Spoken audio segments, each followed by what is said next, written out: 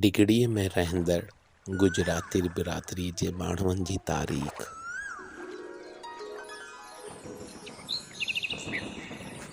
कुबरो वल्द मोती उहो पहिरियों माण्हू हो जंहिंखे डिगड़ीअ में सफ़ाई ख़ातिर मीरजान मोहम्मद टालपुर अव्वल राजो खानाणी मां वठी आयो हो।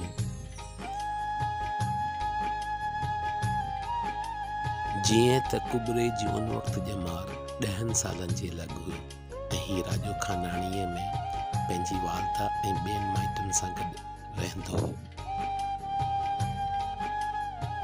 कुबरे जी वालदा 1918 ईस्वीअ में इंडिया खां माइटनि सां गॾु राजो खानाणी जी तरफ़ लॾे आई हुई।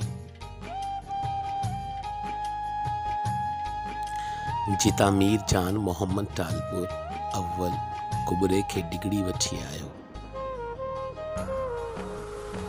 थियो ही हो त मीरजान मोहम्मद टालपुर अव्वल कंहिं कम सांगे घोड़े ते चढ़ी डिगड़ीअ खां राजो खानाणी वियो। उते ॾिठई त कुझु माण्हू हिकु मोइल जानवर खे घेलियो शहर खां ॿाहिरि उछलण पे विया। जंहिं ते पुछियई इहे माण्हू केरु आहिनि, जंहिं ते मीरजान मोहम्मद टालपुर अव्वल खे ॿुधायो वियो त इहे गुजराती आहिनि ऐं शहर मां गंद किचिरो साफ़ करे शहर जे ॿाहिरि फिटो कंदा आहिनि। जेका ॻाल्हि मीरजान मोहम्मद अव्वल खे वणी, हिन ॿ गुजरातियुनि खां डिगड़ी जी सफ़ाई लाइ माण्हू घुरियो। जंहिं बाद गुजरातियुनि पाण में मशवरो करे कुबरे जी ॿांह मीरजान मोहम्मद टालपुर अव्वल जे हवाले कई। पोइ कुबरे डिगड़ी में सफ़ाई जो कमु अची कयो ऐं संदसि रिहाइश बि मीरनि जी ओताक ते हुई।